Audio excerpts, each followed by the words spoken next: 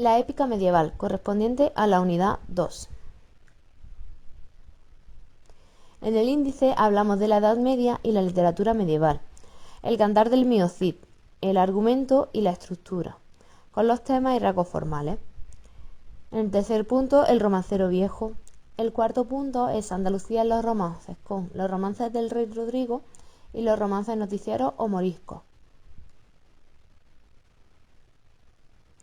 La Edad Media y la literatura medieval.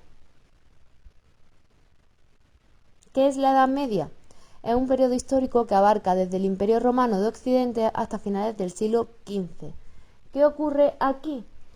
Que es el periodo histórico más largo, ya que abarca más de 10 siglos.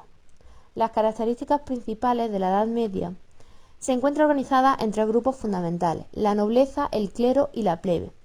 En la nobleza hablamos de alta nobleza y baja nobleza. En el clero, todo lo que pertenecía a la iglesia y a la religión.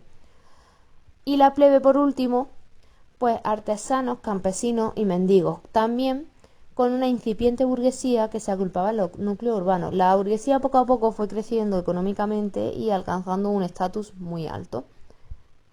Existía una relación de vasallaje entre los nobles y los campesinos. ¿Qué quiere decir eso de vasallaje? Un noble le proporcionaba parte de una tierra a uno de los campesinos para que ellos se encargaran de labrarla y cultivar, y así poder alimentarse y vivir, pero parte de lo que cultivaban tenía que ser para el noble. Además, el noble le daba protección, y eso era la relación de vasallaje en la época. También hablamos de la existencia del hombre medieval, marcada por la religión y las continuas guerras. La mayor parte de la literatura se difunde de manera oral, ya que la cultura se desarrolla sobre todo en los monasterios y en las universidades. El resto de personas eran analfabetas.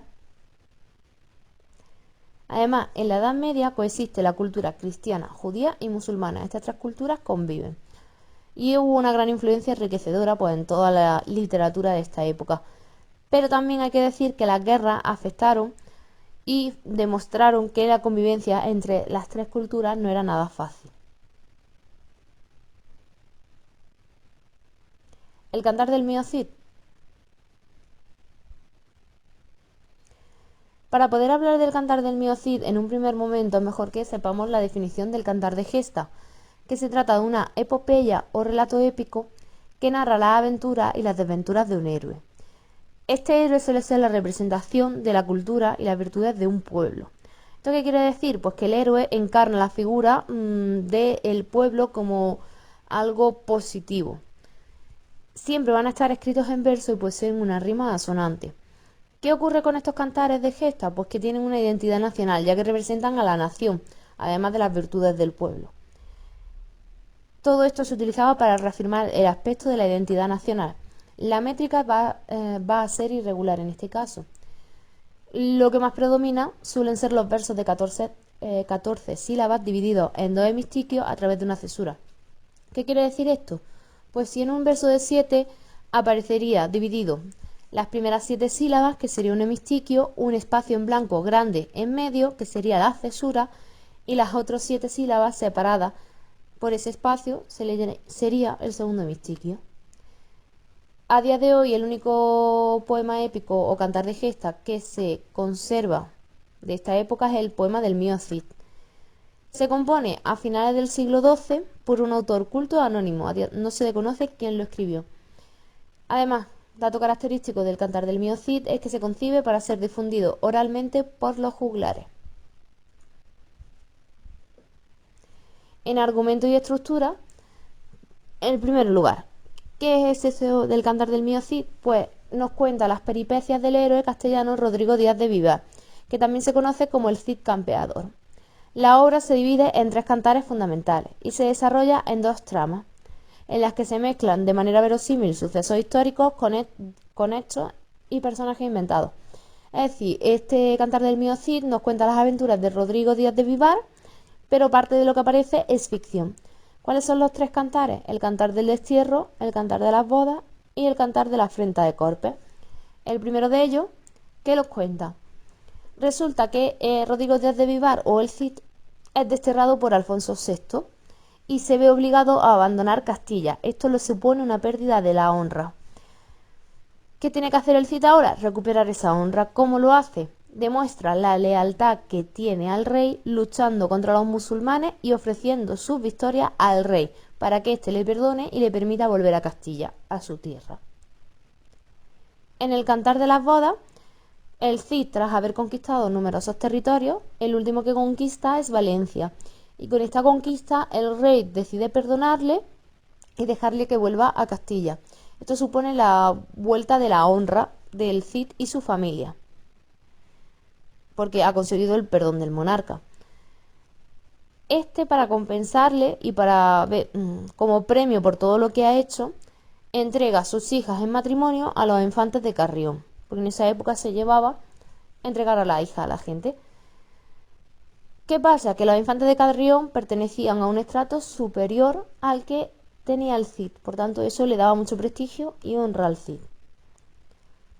Pero en el Cantar de la Afrenta de Corpes podemos ver que hay un pasaje de unos leones donde los infantes de Carrión se encuentran a esos leones y huyen despavoridos porque les da mucho miedo. Y el Cid vence a los leones y los derrota encerrándolos en una jaula. ¿Qué ocurre? Que este hecho llega a oídos de todo el mundo y son objeto de burla los infantes de Carrión. A ellos no les hace mucha gracia esto y deciden vengarse.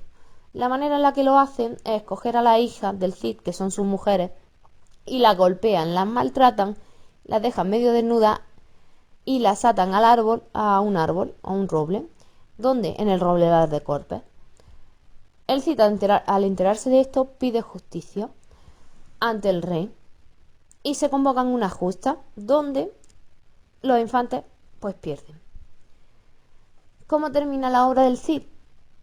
El rey decide volver a dar a las hijas del Cid en matrimonio, pero esta vez lo hace con los futuros reyes de Navarra y Aragón. Aquí tenéis un poco más de argumento en el vídeo, que si queréis verlo dura 3 minutos. ¿Cuáles son los temas del mío Cid? El tema principal del cantar es la recuperación de la honra perdida del héroe, que debe ser restablecida en sus dos vertientes, la pública y la privada. ¿Qué es eso de la pública y la privada? La honra pública se reconquista por el Cid con los éxitos militares, es decir, con todas las batallas y conquistas de territorio. En la privada es un proceso un poquito más lento y judicial, que termina con el castigo de los infantes de Carrión cuando deshonran a las hijas del Cid. El héroe poco a poco va ascendiendo socialmente por su esfuerzo y cualidades, ya que el honor no es algo que se vaya heredando de padre a hijo, sino que se ha de ganar, y el Cid lo gana con su éxito. Otros temas fundamentales del mío Cid es el amor familiar. Se puede ver a lo largo del poema que hay numerosas ocasiones en las que el héroe echa de menos a su familia y a su mujer, y lucha y conquista los territorios para volver a reunir a su familia y cuidar de su bienestar. También es muy importante el respeto a las leyes, tanto divinas como humanas. Y otro de los temas es la propaganda de la guerra, ya que se ve como un medio de ascenso social. El poema son constantes referencias a las cantidades de dinero y otras riquezas que conseguía el ejército del Cid tras conquistar los sitios, pues llegaban, conquistaban y se llevaban todo lo que había. En los rasgos formales, los versos son de extensión variable y se denominan tiradas, y la rima siempre será sonante. Todos los cantares de gesta lo son. La métrica es irregular, pero sí podemos ver que predominan los versos de 14, 15 y 16 sílabas. Estos versos se dividen en hemistiquios separados por una pausa o cesura. El epíteto épico se emplea con mucha frecuencia. ¿Qué es el epíteto épico? La expresión que se aplica a una expresión fija que se aplica a un héroe y a otros personajes para reseñar un rasgo identificativo de esa persona. Por ejemplo, el mío Cid campeador. Ese campeador es un epíteto épico o adjetivo que se le pone al Cid en todo momento. Campeador porque ganaba muchas batallas. El narrador apela también al público con versos en segunda persona. ¿Por qué? Porque esto nos hace ver la cercanía con la difusión oral que tenía el texto. En el punto 3 hablamos del romancero viejo. ¿Qué es un romance? Un romance no es chico conoce a chica, chica conoce a chico y se enamoran, sino que el romance lo entendemos como un poema narrativo construido por una serie indefinida de versos octosílabos con rimas sonantes en los versos pares, es decir, un número indeterminado de versos de 8 sílabas y solo riman los versos pares.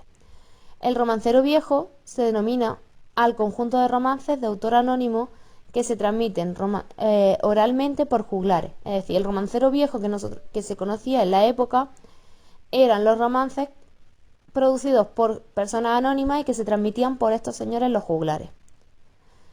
Todos surgen a finales del siglo XIV a partir de diferentes fragmentos de poemas épicos que despertaban interés en el público. Es decir, transforman los poemas épicos, hacen un copia-pega.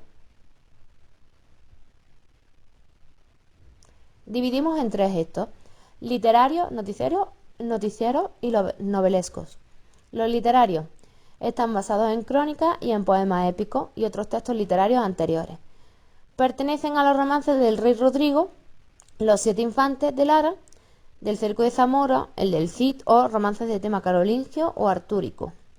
Los romances noticieros, pues cuando dan noticias, recrean los enfrentamientos entre cristianos y musulmanes durante todo el periodo de la Reconquista. Los romances novelescos representan hechos enteramente imaginarios, no ligados ni a textos escritos anteriores ni a sucesos históricos.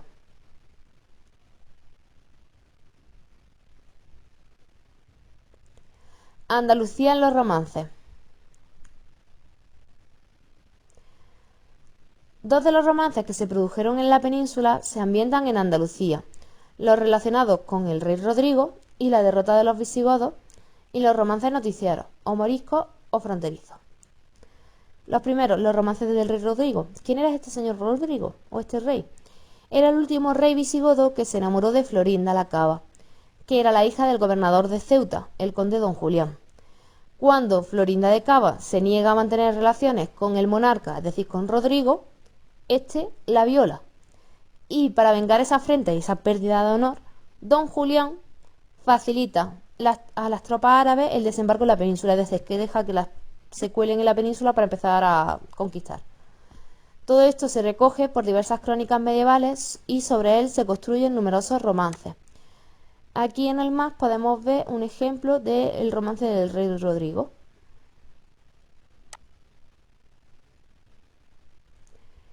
Por último, hablaremos de los romances noticieros, fronterizos o moriscos. ¿Qué son? También se le llama, fronterizos o moriscos, tienen esos tres nombres.